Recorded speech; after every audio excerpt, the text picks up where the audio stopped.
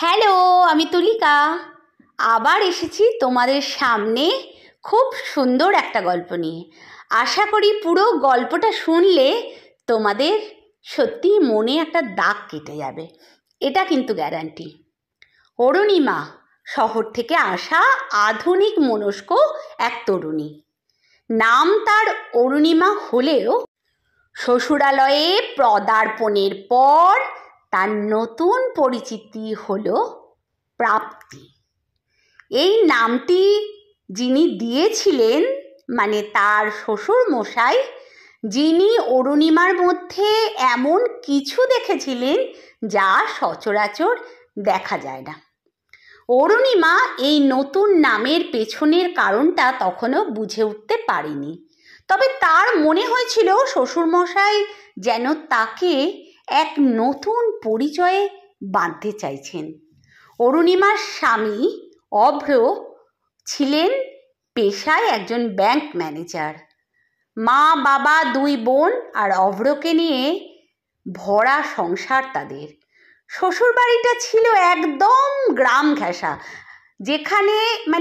যেখানে এখনো সকাল হয় পাখির কিচির বিচিরে আর সন্ধে নামে গোয়াল ঘরে প্রদীপের আলোয়।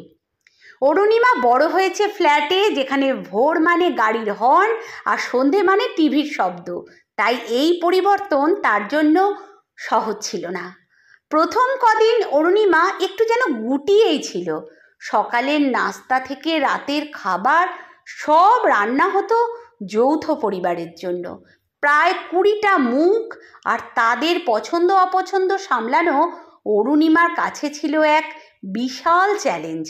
শাশুড়ি মা স্নেহময়ী হলেও ছিলেন বেশ কড়া মেজাজের, আর তার নির্দেশ ছিল অমোঘ, তার নিয়ম ছিল অলঙ্ঘনীয়। অরুণিমা দেখল এখানে মেয়েদের কণ্ঠস্বর চাপা, তাদের মতামত সবসময় গুরুত্ব পায় না। একদিন সকালে শাশুড়ি মা রান্নার নির্দেশ দিচ্ছিলেন। অরুণিমা কিছু একটা বলতে গিয়েছিল, কিন্তু শাশুড়ি তাকে থামিয়ে বললেন, এখানে বড়দের কথা শুনতে হয়। অরুণিমার চোখে জল এসে গিয়েছিল। মনে হয়েছিল সে যেন এক খাঁচায় বন্দি। দুপুরে খেতে বসে অরুণিমা লক্ষ্য করল বাড়ির পুরুষরা আগে খেতে বসে, তারপর মহিলারা। তার শহরের বাড়িতে যেখানে বাবা মা একসাথে খেতে বসতেন, সেখানে এই দৃশ্য তার কাছে অপরিচিত ঠেকেছিল। কিন্তু অরুণিমা হার মানার পাত্রী ছিল না। সে জানতো সম্পর্কগুলো ত্যাগের ওপর নির্ভর করে। সে লক্ষ্য করল বাড়ির ছোট্ট মেয়েগুলো স্কুলে যেতে চায়, কিন্তু তাদের পড়াশোনায় কেউ তেমন জোর দেয় না। তাদের ভবিষ্যৎ যেন আগে থেকেই নির্ধারিত, রান্নাঘর আর সংসার। অরুণিমার মনটা কেঁদে উঠল। সে ভাবল, এখানেই কি আমার আসল প্রাপ্তি লুকিয়ে আছে? অরুণিমা ছোট ছোট পদক্ষেপ নিতে শুরু করলো। প্রথমে সে সবার জন্য নিজের হাতে মিষ্টি বানালো। তার হাতের তৈরি সন্দেশ খেয়ে শ্বশুরমশাই খুব খুশি হলেন। বললেন, তোমার হাতে তো জাদু আছে মা। এই ছোট প্রশংসা অরুণিমাকে সাহস জোগালো। এরপর সে শাশুড়ি মাকে রান্নার কিছু নতুন পদ্ধতি শেখানোর চেষ্টা করলো, যা সময় বাঁচাতো। শাশুড়ি প্রথমে রাজি না হলেও ফল দেখে তিনি অবাক হলেন। সবচেয়ে বড় পরিবর্তন এলো বাড়ির মেয়েদের জীবনে। অরুণিমা তাদের জন্য বিকেলে 1 ঘন্টা করে পড়ানোর ব্যবস্থা করলো। সে তাদের গল্প শোনাতো, অঙ্ক শেখাতো আর স্বপ্ন দেখতে শেখাতো। প্রথম দিকে বাধা এসেছিল। অভ্রর বড় পিসিমা বললেন, মেয়েদের এত পড়াশোনা করে কি হবে? ওদের তো শেষমেশ ঘর সংসারই করতে হবে। কিন্তু অরুণিমা হাল ছাড়ল না। সে যুক্তি দিল, মেয়েরা শিক্ষিত হলে পরিবারের মঙ্গল হবে। তারা নতুন কিছু শিখলে পরিবারের সম্মান বাড়বে।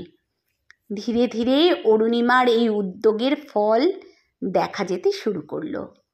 ছোট মেয়েগুলো পড়াশোনায় ভালো ফল করতে লাগলো। তাদের আত্মবিশ্বাস বাড়ল। বাড়ির সবাই বুঝতে পারল অরুণিমা শুধু নিজের জন্য নয়, সবার জন্য ভালো চাইছে। শ্বশুরমশাই অরুণিমার এই প্রচেষ্টাকে খুব সমর্থন করতেন। তিনি বলতেন, তুমি ঠিকই বলেছ মা, শিক্ষা আলোর মতো।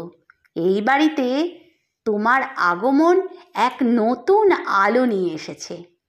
একদিন গ্রামের পঞ্চায়েত থেকে একটি প্রস্তাব এলো, গ্রামের মহিলাদের স্বাবলম্বী করার জন্য একটি কুটির শিল্প কেন্দ্র খোলা হবে। কিন্তু কেউ দায়িত্ব নিতে রাজি হচ্ছিল না। অরুণিমা এগিয়ে এলো। সে বলল, আমি এই দায়িত্ব নিতে চাই। শাশুড়ি মা প্রথমে চিন্তিত হলেও অরুণিমার আত্মবিশ্বাস দেখে তিনি সম্মতি দিলেন। অরুণিমার নেতৃত্বে কুটির শিল্প কেন্দ্র গড়ে উঠল।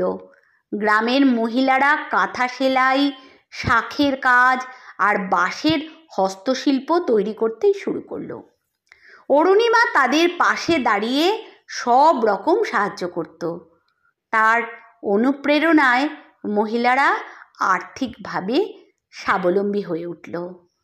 তাদের মুখে হাসি ফুটল, চোখে নতুন স্বপ্ন দেখা দিল। 1 বছর পর অরুণিমার শ্বশুরবাড়িতে এক বিশাল পারিবারিক অনুষ্ঠান হলো। গ্রামের পঞ্চায়েত প্রধান থেকে শুরু করে দূর দূরান্তের আত্মীয় স্বজন সবাই উপস্থিত ছিলেন। অনুষ্ঠানে শ্বশুরমশাই তার হাতে একটি স্মারক তুলে দিয়ে বললেন, অরুণিমা, তুমি শুধু আমাদের ঘরে পুত্রবধূ হয়ে আসনি, তুমি এই বাড়ির আর এই গ্রামের প্রাপ্তি। তুমি আমাদের যা দিয়েছ তা অমূল্য। অরুণিমার চোখ জলে ভরে গিয়েছিল। এই 1 বছরে সে শুধু একজন পুত্রবধূ থেকে পরিবারের সদস্য হয়ে ওঠেনি, সে হয়ে উঠেছে তাদের অনুপ্রেরণা। সে বুঝেছিল প্রকৃত প্রাপ্তি মানে শুধু পাওয়া নয়, প্রকৃত প্রাপ্তি মানে দেওয়া। গ্রামের মানুষের মুখে হাসি ফুটিয়ে, মেয়েদের চোখে স্বপ্ন বুনে সে যেন নিজের এক নতুন পরিচিতি লাভ করেছে। এই প্রাপ্তি ছিল তার জীবনের সবচেয়ে বড় প্রাপ্তি, যা কোনো ধন সম্পদের চেয়েও অনেক বেশি মূল্যবান। সন্ধ্যা নেমে আসছিল। গ্রামের মন্দির থেকে সন্ধ্যার আরতির শঙ্খধ্বনি ভেসে আসছিল। অরুণিমা দেখল অভ্র আর তার বাবা একসাথে বসে হাসছেন। শাশুড়ি মা তাকে নিজের হাতে তৈরি মিষ্টি খাওয়ালেন। আর সেই ছোট মেয়েগুলো যারা একদিন অন্ধকারে ছিল, তারা এখন আলোর পথ ধরে এগিয়ে চলেছে। অরুণিমা বুঝল তার জীবনের আসল প্রাপ্তি হয়েছে এই ভালোবাসার সংসারে, এই নতুন পরিচয়ে।